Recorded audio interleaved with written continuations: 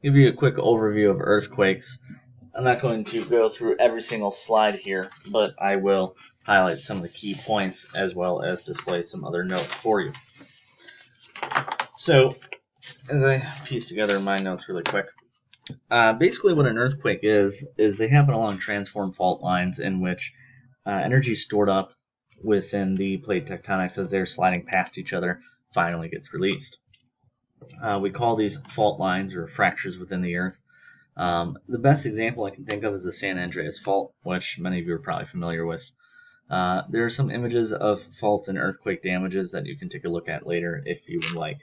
Some of the most famous earthquakes are the Haitian earthquake in 2010, the Taiwanese earthquake in 1999 are two of the big ones. And then in 2004, an earthquake off the coast of Indonesia in the Indian Ocean to the west was probably by far the most devastating, because not because of the earthquake itself, but because of what earthquakes can do and some of the consequences of them.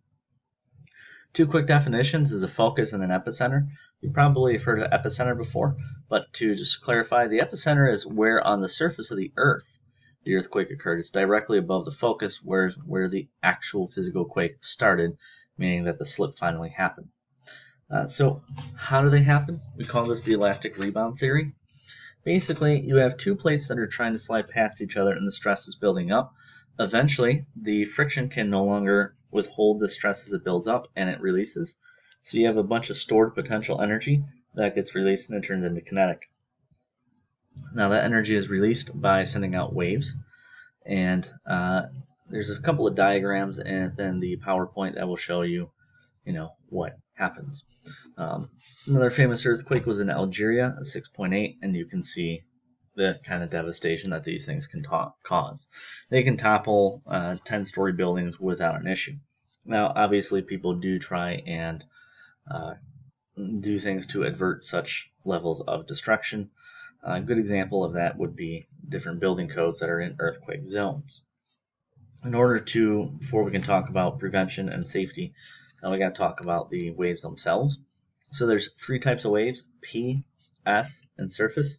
P stands for primary, and S stands for secondary, and surface, well, it means surface.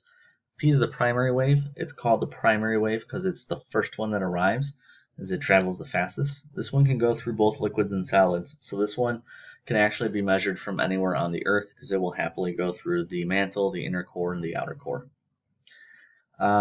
The S waves are the secondary waves. These are the back and forth transverse waves. They are slower than the P waves. They're the second wave to arrive, hence the term secondary. They cannot travel through liquids, so this means that they are not detectable everywhere on Earth, at least not directly.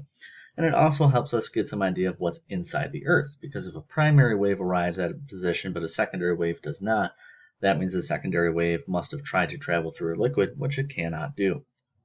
Surface waves is the up and down and side by side that we actually see at the surface of the Earth. They are by far the slowest moving waves and also the most destructive.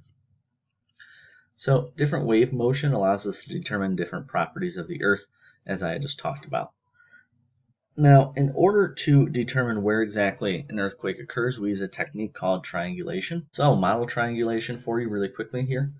So let's say that an earthquake occurs and I have three stations. So here's station number 1, here's station number 2, and here's station number 3. Now what happens is each station can determine when the earthquake, or how far away the earthquake is, but it cannot determine in what direction. So station number 1 might figure out that the earthquake occurred at approximately 100 miles away. So we draw a circle with a radius of 100 miles. Now, the earthquake occurred somewhere along this black line. We don't know exactly where. So station 1 determined it was 100 miles away. Station 2, positioned somewhere else, might conclude, well, that earthquake was actually about 200 miles away from our station. So it occurred somewhere along this blue line. We see that both of these things have to be true. It had to have occurred within 100 miles of the black station and 200 miles within the blue station. So we see it's either somewhere on this black line and somewhere on this blue line. So there's one of two possibilities where the earthquake occurred. Triangulation means 3, because tri, 3.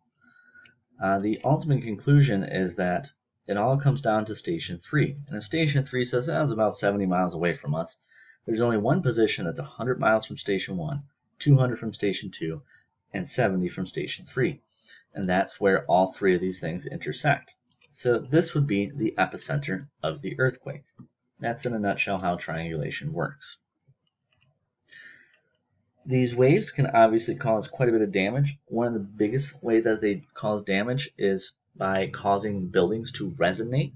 To give you an idea of what resonance is, resonance, the perfect example, is pushing a child on a swing. You exert a force on the child, but not continuously. You only push the child when the child's on the back position of the swing.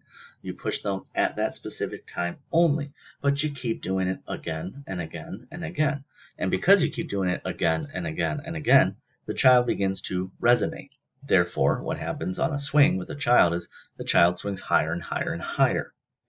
If a building is resonating, that means it begins to shake back and forth. Now, if it resonates with the earthquake, that back and forth shaking becomes more and more dramatic. One of the ways we try and prevent this is we try and make buildings that are at a different frequency than standard earthquake waves. Just some more terminology about seismographs. Quick nutshell, you can read through this all later, but a seismograph determines the earthquake motions. We measure in two different types of magnitude, the Richter scale, which you're most familiar with, as well as a different one, more up-to-date version is moment magnitude, and it's a Mercalli scale. Now the Richter scale, you do know it's on 1, 2, 3, 4, 5, all the way up to 10. To give you an idea, the Richter scale is logarithmic in nature. That's logarithmic. So what that means is stepping from a magnitude of 4 to a magnitude of 5 means that you have 10 times as much energy. It's not just a little bit more energy, it's actually a lot more energy. A 4.0 versus an 8.0. An 8.0 is not twice as powerful as a 4.0. An 8.0, since it's 4 steps above 4, would be 10 to the 4th, or 10,000 times as intense as a 4.0 magnitude earthquake. You see some other images here of the types of scales. So specific damages that occur due to earthquakes are seismic shaking, which obviously can cause buildings to collapse. Another nasty one for buildings is called liquefaction. Liquefaction is when the soil is shooken at a specific frequency that it actually causes the soil to behave like a liquid. I recommend you Google liquefaction videos. There's some pretty cool ones out there on the internet.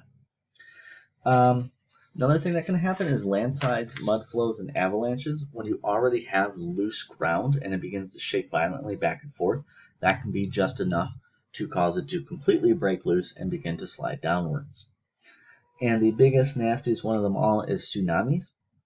So what happens in a tsunami is that energy gets transported immediately into the ocean, and it will travel as an ocean wave.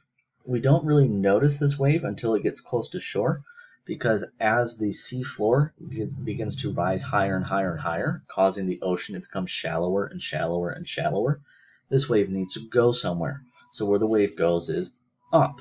And as that wave goes up, it can become a very massive wave that when it crashes on shore will go deep inland, and eventually, because water flows downhill, as that water lands inland, it's going to sink back into the ocean, and it's going to move faster and faster and faster as it continues to slide downhill, downhill, downhill. It's a tremendous amount of water that's moving through an entire city, which can obviously cause quite a bit of devastation. The earthquake that happened in 2004 in Southeast Asia, the earthquake itself really wasn't that devastating. It was the tsunami that killed hundreds of thousands of people. There are ways we can reduce risk. For example, the tsunamis, we have early detection systems. If we detect the earthquake happens in the middle of the ocean, we can sound alarms on the coast to indicate to people it's time to get away. Sometimes a tsunami could take up to 6 to 10 hours before it actually reaches shore. The long-term prediction, though, is actually pretty inaccurate. We really don't have any ways to figure out when the next earthquake will occur. There really is nothing short-term either. The only thing that we really know is that the earthquakes will occur, and they'll typically occur along fault lines. So we do things like have stricter building codes along fault lines, and teach people about earthquake safety. That's a wrap on earthquakes.